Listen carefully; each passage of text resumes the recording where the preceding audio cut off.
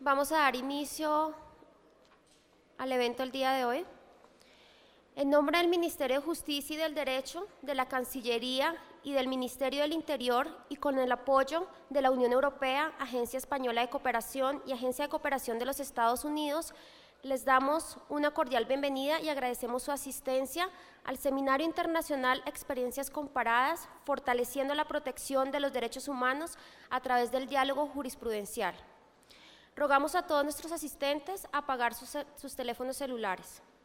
Empezamos el día de hoy con el panel número 4, Derecho a la Integridad Personal, conformado por Fernando Mariño, Romina Siniski, Lorence Bourgeois y Ricardo Abello.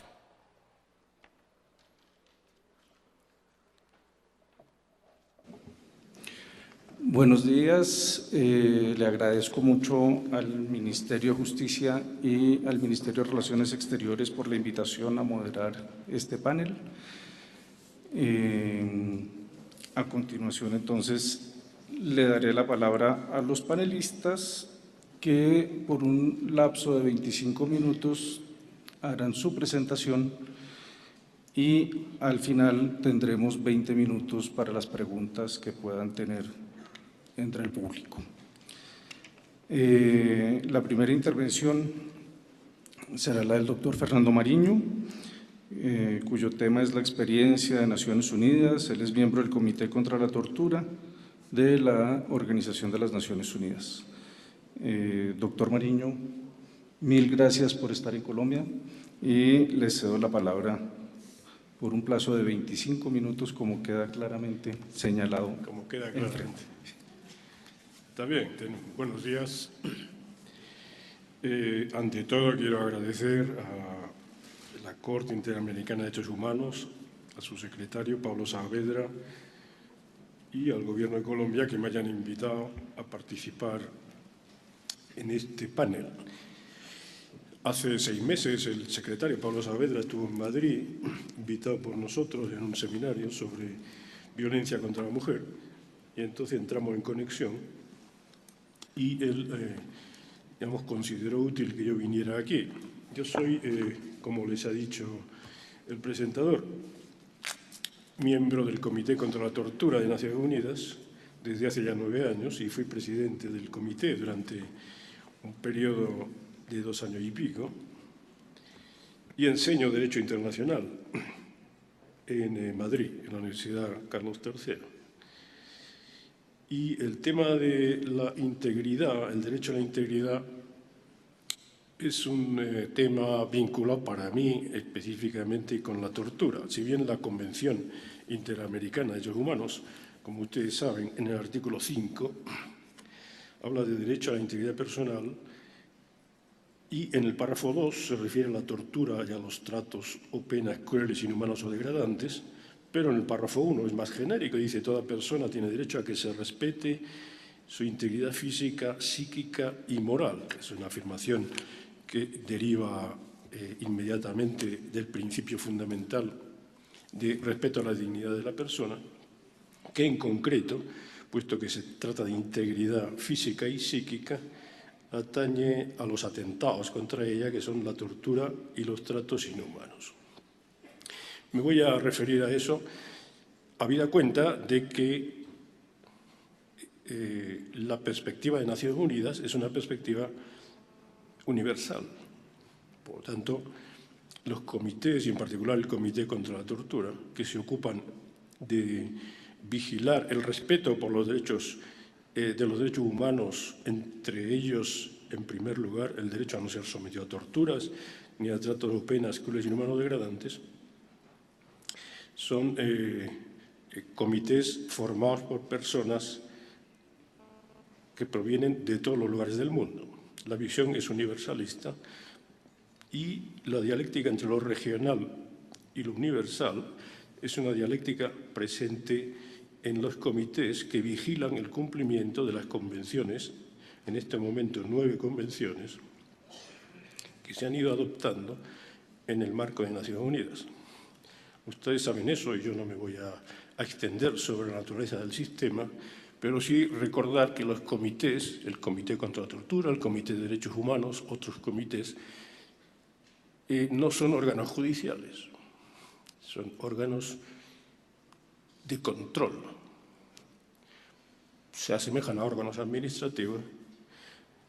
Ahora bien, en sus procedimientos incluyen algunos de tipo casi contencioso, en particular víctimas o presuntas víctimas de violaciones de derechos protegidos por la Convención pueden recurrir, después de haber agotado la vía interna, a los comités, y allí se desarrolla un procedimiento para determinar si ha habido violación y qué reparación cabe respecto a eso. Los comités están compuestos de expertos independientes, elegidos por los Estados partes. Las condiciones para ser miembro de un comité son varias, pero en principio se trata de gente independiente que no acepta presiones de ningún Estado, ni siquiera del Estado de su nacionalidad. Luego, pues hay, digamos, gente más susceptible a las presiones y menos, pero en todo caso no ha habido nunca ningún problema serio. No obstante, la República Popular de China ha propuesto recientemente que se elabore un código de conducta para los miembros de los comités. Bueno, dicho esto, los comités, y en particular el Comité contra la Tortura, vigilan el respeto por los Estados partes de las obligaciones establecidas por la Convención.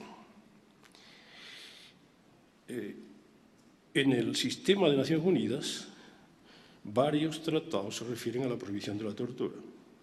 No solo la Convención contra la Tortura, que es específico, sino el Pacto de Derechos Civiles y Políticos, y luego una serie de tratados que protegen a grupos vulnerables tienen un artículo relativo a la prohibición de la tortura respecto a, por ejemplo, personas discapacitadas, los niños, trabajadores migrantes, las mujeres, etc.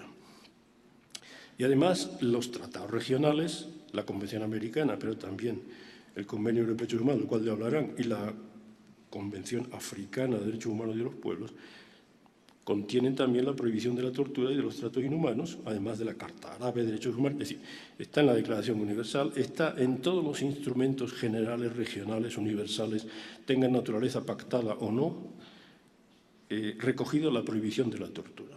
Y, por tanto, el derecho humano a no ser sometido a tortura. Por eso se puede decir que la norma que prohíbe la tortura es una norma general del derecho internacional y es imperativa. No es derogable, ni puede suspenderse su aplicación en ningún caso. Que sea de ius cogens es algo que ha reconocido la jurisprudencia internacional en varios momentos. Por ejemplo, también la jurisprudencia de los tribunales penales internacionales para la antigua Yugoslavia. Hay dos sentencias, una en el caso Furuncilla del año 98 y otra en el caso Kunarak del año 2001, donde se refleja eso. Sí quiero decir que el Comité contra la Tortura establece la responsabilidad del Estado parte cuando conoce de una queja individual por violación de alguna obligación establecida por el tratado. Se trata de la responsabilidad internacional del Estado. No se trata de responsabilidad individual, no se trata de eso. Ahora, entonces lo que interesa es determinar cuáles son las obligaciones impuestas por la Convención contra la Tortura o más en general por otra convención, digamos. Podemos resumir las obligaciones que se le imponen al Estado, y eso siempre es importante, porque en Derecho Internacional Público lo que importa es saber qué es lo que debe hacer el Estado, cuál es la conducta del Estado, que exige la obligación internacional. Y ya hubo ayer algún desarrollo teórico sobre eso. Puede ser una conducta de abstención, una conducta positiva. Puede ser una obligación de alcanzar un resultado determinado o puede ser una obligación de esforzarse por alcanzar algún resultado y adoptar las medidas necesarias para ello, razonablemente exigibles, pero si no se alcanza el resultado, no se habría violado la obligación. La primera obligación es no practicar la tortura. Eso a veces se olvida, pero los Estados están obligados por los tratados internacionales, en particular por la Convención contra la Tortura, a no practicar la tortura. En segundo lugar, a prevenir la tortura en cualquier lugar que esté bajo su jurisdicción, por cualquier persona que se encuentre en algún territorio bajo su jurisdicción o su control efectivo. La prevención de la tortura implica, a su vez, una serie de obligaciones conjugadas. Se tienen que dictar las normas que prohíben la tortura y los tratos inhumanos. Se tiene que crear todo un aparato estatal de investigación y de vigilancia para que la tortura no se produzca. Tiene que haber cursos de formación del personal que se ocupe de vigilar a personas o mantenerlas privadas de libertad. Y tiene que haber un procedimiento penal adecuado a los estándares internacionales.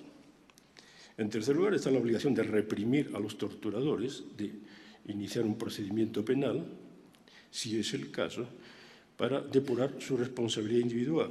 Y en cuarto lugar, establecer mecanismos para reparar el daño causado a las víctimas. En síntesis, la reparación tiene matices, se trata de una reparación integral, y aunque hay muchos matices en eso, digamos, esto resume en gran medida las conductas que los Estados deben realizar: abstenerse de practicar la tortura, prevenirla, reprimir a los torturadores y reparar el daño causado a las víctimas. El Estado, un Estado, puede practicar la tortura a gran escala. Hay casos en que ha ocurrido un régimen político determinado. En ese caso, el Estado incurre en una violación grave de la prohibición de la tortura. Ayer se hablaba aquí de violaciones graves. No decimos penalmente es una violación de tipo penal. No se habla de responsabilidad penal internacional del Estado, pero sí de violación grave. Un Estado puede cometer un genocidio, como dijo, por ejemplo, el Tribunal Internacional de Justicia en el asunto de Bosnia contra Serbia recientemente. Dijo que Serbia no había cometido genocidio, a pesar de las denuncias de Bosnia, pero que, por supuesto, de acuerdo con la Convención contra el Genocidio, se podía cometer genocidio por un Estado. Lo mismo podríamos decir de la tortura. Aunque la Convención contra la Tortura no habla de eso exactamente, pero sin embargo no hay la menor duda. Si es a gran escala, naturalmente es un crimen de lesa humanidad, además. Pero tengan en cuenta que grave quiere decir generalizado o sistemático. Quiere decir que la violación es fruto de un plan político o que está tan extendido que realmente no cabe fuera de algún conocimiento que se tiene o se debe tener por parte del Estado. Y en ese caso, digamos, la calificación quizá no importa menos. No se habla de responsabilidad agravada, pero sí de responsabilidad internacional agravada del Estado, pero sí la responsabilidad en caso de violaciones masivas, es decir, generalizadas o sistemáticas, tendría un contenido adicional. Pero la tortura puede ser un crimen individual. Esta es la dualidad que hay en el crimen de tortura. Y hay ciertas confusiones conceptuales. Yo tengo dudas de que el crimen de tortura individual, cometido por individuos, haya alcanzado la autonomía, él solo, la tortura sola, haya alcanzado la autonomía de un crimen internacional como tal. Pero desde luego forma parte del crimen de guerra, de los crímenes de lesa humanidad, del genocidio, y los Estados están obligados a adoptar las normas necesarias para prohibir y reprimir la tortura que se cometa bajo su jurisdicción de control, como les he dicho. Ahora, lo que sí podemos decir es que no está prohibido por el derecho internacional que cualquier Estado establezca su jurisdicción penal para conocer de un caso de tortura cometido sin ningún vínculo con el Estado del foro.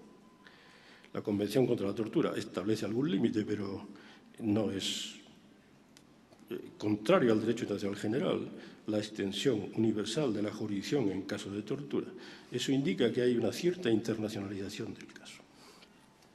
El Comité aplica la Convención y la interpreta.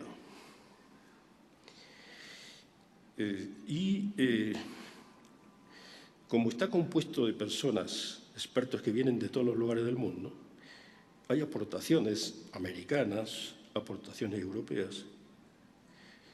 Hay 2 miembros latinoamericanos en el comité, un miembro chileno, doctor Grossman, y un miembro ecuatoriano, el doctor Gallegos. Ellos aportan la experiencia americana a la interpretación de la Convención, incluso al perfilar la noción de tortura que contiene la Convención. Por ejemplo, la importancia que tiene la exclusión de la jurisdicción militar en el conocimiento de casos de tortura cuando las víctimas no son militares. Pues eso proviene de la práctica americana. Dicho con estas palabras o dicho con otras, no hay tutia, digamos. No está en la Convención contra la Tortura, pero los miembros americanos la han incorporado claramente, ¿no? La incorporación de la violación como tortura. La violación como tortura, como arma de guerra o de otra manera, es algo que proviene de los tribunales penales internacionales. También lo ha incorporado el comité y ha sido influido por eso, realmente, ¿no? O bien que el Estado es responsable de torturas o tratos inhumanos cometidos en cualquier territorio que controle efectivamente, aunque no sea de su soberanía.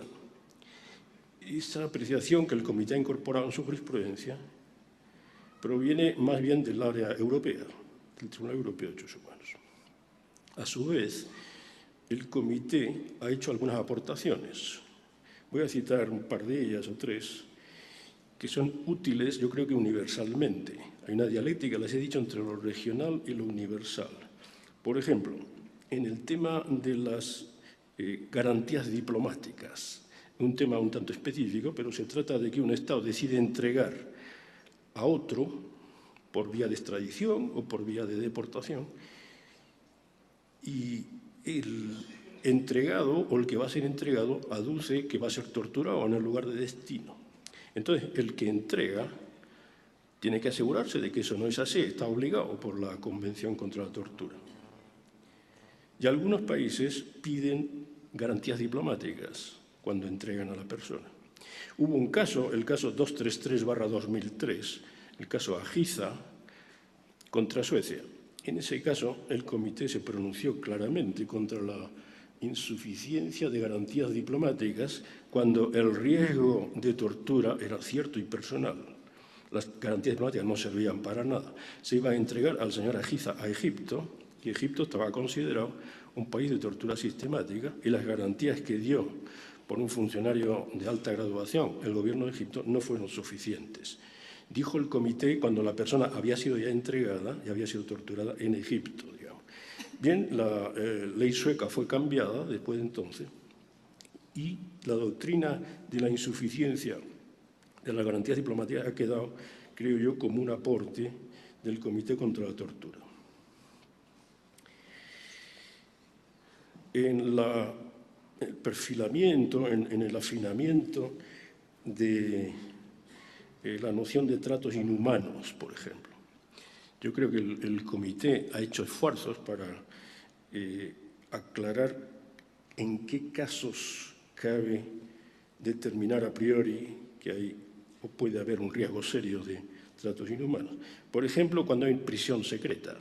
Estados Unidos creó prisiones secretas en la lucha contra el terrorismo, las cuales estaban, según parece, en Rumanía y en Polonia, además de Marruecos, y según las informaciones, pues también habría estado en Siria también, ¿no?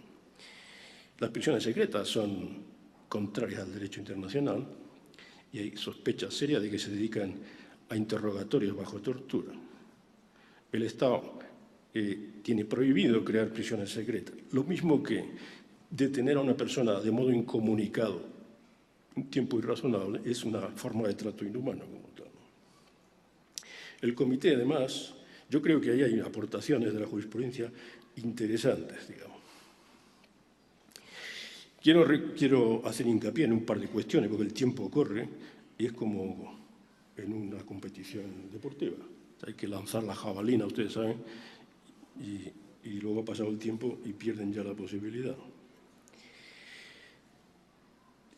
Al conocer de una queja individual, el comité examina el procedimiento interno que la víctima ha seguido y valora los hechos y las pruebas, teniendo en cuenta lo que ha hecho el Estado, pero no tiene problema en revisar la valoración que hizo el Estado desde el punto de vista jurídico. Dice, bueno, con los mismos hechos y con las pruebas, usted lo ha valorado mal. El Estado ha violado la Convención. Ahí quizá hay un menor formalismo que en los tribunales regionales como tales. No se habla de nulidad de decisiones del Estado ni de revisar el procedimiento, no, simplemente el comité, ejerciendo su propia competencia, revisa el desarrollo del procedimiento y la apreciación de los hechos y las pruebas por el Estado. Y si llega a la conclusión de que ha sido incorrecto, así lo dice y condena al Estado. Ningún problema respecto a eso.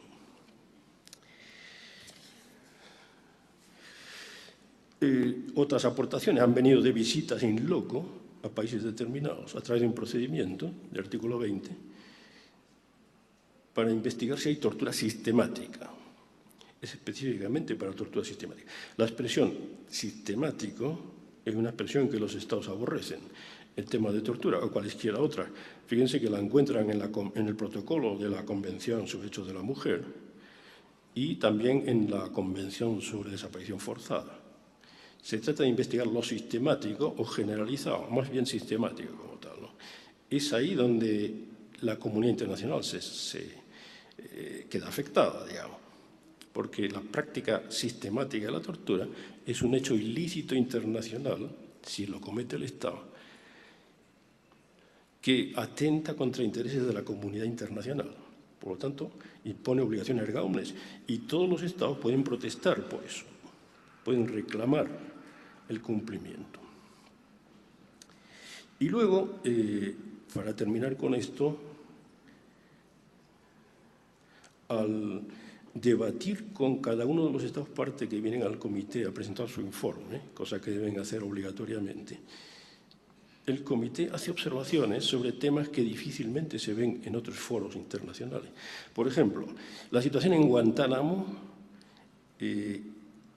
por parte de Estados Unidos, el mantenimiento de detenidos y previsiblemente torturados en Guantánamo sin juicio, indefinidamente, sin acusación, sin habeas corpus, sin ninguna garantía ni nada. Eso fue afrontado por el Comité contra la Tortura y se le dijo a Estados Unidos, entre otras cosas, y está escrito en las recomendaciones, que debía cerrar la prisión de Guantánamo. Y todavía no la ha cerrado. El presidente Obama ha hecho esfuerzos para cerrarla, pero todavía no la ha cerrado. Lo que parece es que ya no se practica la tortura en Guantánamo.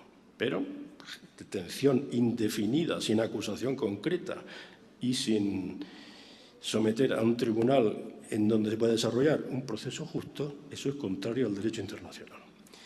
En el caso de Israel, por ejemplo, se examinó el uso de armas prohibidas por Israel en la operación Plomo Fundido en Gaza, por ejemplo, y se le llamó la atención sobre el uso de armas prohibidas, o al menos se le interrogó sobre eso, concretamente en Napalm. En el caso de Japón, por ejemplo, la legislación japonesa es muy restrictiva en términos de protección de la presunción de inocencia y se le recomendó que revisara su legislación sobre eso. Y en el caso de Colombia, tengo aquí, por si alguien quiere preguntar, digamos, las últimas recomendaciones que se le hicieron a Colombia. Ayer escuchamos al fiscal general del Estado, la señora Viviana Morales, dando cuenta de una serie de medidas adoptadas por el Estado colombiano. Muchas de ellas tienen que ver con recomendaciones que le hizo el Comité contra la Tortura. Todo el tema de los falsos positivos, por ejemplo, y otras cuestiones vinculadas a eso. Me quedan 3 minutos, según me advierten, y voy a aludir a una cuestión más. Bueno, les diré, algunos temas para dialogar serían el contenido de la reparación. El Comité está preparando un comentario general al artículo 14, que se refiere precisamente al derecho de las víctimas a la reparación. Un tema para dialogar, el tema de las medidas cautelares. En el Comité contra la Tortura es muy importante el tema de las medidas cautelares. Les voy a poner un único ejemplo. hay un caso todavía sub judice, que es el caso Kalinichenko. El caso Kalinichenko es el 428-2010. Un señor ruso, empresario, huyó de Rusia diciendo que habían asesinado a 2 compañeros suyos, las mafias, digamos, rusas, y se fue a Italia. Rusia pidió la extradición y el Tribunal Supremo de Italia la concedió. Antes de que le cogieran, se escapó a Marruecos. Y en Marruecos Rusia pidió la extradición. Y el Tribunal Supremo de Marruecos dijo que concedía la extradición. Pero no examinó el tema del non-refoulement, que es la entrega a un país de tortura. La persona probaba de que la iban a torturar y tal. Y entonces el comité recibió la queja in limine y le dijo a Marruecos: no lo entregues hasta que nosotros decidamos. Le ordenó medidas cautelares. Marruecos las aceptó en principio, pero luego no. Y la persona fue devuelta a Rusia antes de que el caso haya sido visto sobre el fondo del tema, ¿no? Y para que vean cómo se puede complicar, los abogados han llevado el caso al Tribunal Europeo de Derechos Humanos. Y el Tribunal Europeo está examinando si a su vez adopta medidas cautelares. De forma que hay una doble acción como tal. Eso podría ser un aspecto para, digamos, investigar. Y para que vean que el comité se relaciona con otros órganos, 2 ejemplos, y con eso termino. Un exdictador del Chad, Hissène Habré, huyó del Chad en el año 90, después de, digamos, practicar la tortura sistemática durante años, y se refugió en Senegal. En Senegal le dieron refugio. Las víctimas de la tortura fueron a Senegal e interpusieron un recurso. El tiempo terminó. Bueno, Senegal dijo que no podía procesar a esta persona. Finalmente, el Comité contra la Tortura le dijo que tenía que cambiar la legislación y Senegal cambió la legislación. Y, entre tanto, Bélgica presentó una demanda contra Senegal ante el Tribunal Internacional de Justicia por incumplimiento de la obligación que establece la Convención contra la Tortura de o procesar o entregar en extradición, porque Senegal no ha hecho ninguna de las 2 cosas todavía, a pesar de que cambió su legislación. Y hay una demanda pendiente ante el Tribunal de La Haya y, además, este señor fue a otro tribunal, un tribunal regional, el Tribunal de la Comunidad de Estados, Comunidad Económica de Estados de África Occidental, que resulta que es un tribunal que puede aplicar la Carta Africana de Derechos Humanos de los Pueblos. Y el tribunal dijo, bueno, no puede ser procesado en Senegal este señor. De forma que hay una especie de contencioso entre 2 tribunales internacionales y vamos a ver si interviene el Comité contra la Tortura. Bueno, esto les digo, y la otra cuestión es, quizá dialogando con ustedes, sería el caso de Campo Algodonero. El caso de Campo Algodonero, decidido por la Corte Interamericana. Y hay un voto particular de la expresidenta, la jueza Cecilia Medina Quiroga, donde se refiere al concepto de tortura que maneja la Corte Interamericana y la que maneja el Comité contra la Tortura, que es la definición del artículo 1 de la Convención de 1984. De forma que ahí habría un diálogo realmente con el sistema americano y nos interesaría, porque naturalmente el Comité contra la Tortura tiene algunas dudas sobre el derecho aplicable a pesar de los años transcurridos como tales. La Convención es de 1984 y han ocurrido muchas cosas desde entonces. De forma que vean, el Comité es universal, la Corte Interamericana es regional, pero los problemas se pueden aproximar unos a otros y puede haber una fertilización cruzada, como se dice, ¿no? No hablo de los problemas internos porque, digamos, eso nos llevaría demasiado lejos, pero estoy abierto a cualquier observación. Muchas gracias.